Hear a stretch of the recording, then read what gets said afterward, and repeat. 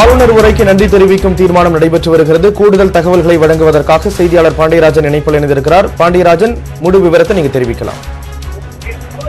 ஸ்ரீராம், தமிழ்நாடு சட்டமன்ற பேரவையினுடைய 2023ஆம் ஆண்டிற்கான முதல் சட்டமன்ற கூட்டத்தொடர் கடந்த 9ஆம் தேதி தமிழக ஆளுநர் RN ரவி உரையுடன் தொடங்கியது. இந்த உரை மீதான விவாதத்தினுடைய நன்றி தெரிவிக்கும் தீர்மானமானது தற்பொழுது தொடங்கி இருக்கிறது. இன்றைய 3வது நாள் அவை தொடங்கியதும் வினாக்கள் விடை நேரமானது தொடங்கியதற்கு அடுத்தபடியாக ஒரு சில பிரச்சனைகள் நடைபெற்றது. அதனைத் தொடர்ந்து தற்பொழுது கம்பம் ஆளுநர் உரை மீதான நன்றி தெரிவிக்கும் தீர்மானத்தை தற்பொழுது வாசித்து வருகிறார். அதில் மிக முக்கியமாக தமிழ்நாடு அரசால் அனுப்பப்பட்டு மாண்புமிகு ஆளுநர் அவர்களால் இசையளிக்கப்பட்டு பேரவைக்கு வழங்கப்பட்ட உரையில் உள்ள சில பகுதிகளை இணைத்தும் விடுத்தும் மாண்புமிகு ஆளுநர் அவர்கள் உரையாற்றியமைக்கு இப்பேரவை தனது நன்றியையும் அதே நேரத்தில் ஒரு சில பகுதிகளை இணைத்தும் விடுத்தும் பேசியதற்கு வருத்தத்தை பதிவு செய்தாகவும் இன்றைய தினம் அஜெண்டாவானது வெளியாகின்றது. தற்பொழுது ஆளுநர் உரை மீதான நன்றி தெரிவிக்கக்கூடிய இந்த உரை மீது தற்பொழுது கம்பம் ராமகிருஷ்ணன் அவர்கள் தீர்மானத்தை முன்மொழிந்து பேசி வருகிறார். தொடர்ச்சியாக அவரை தொடர்ந்து இன்னும்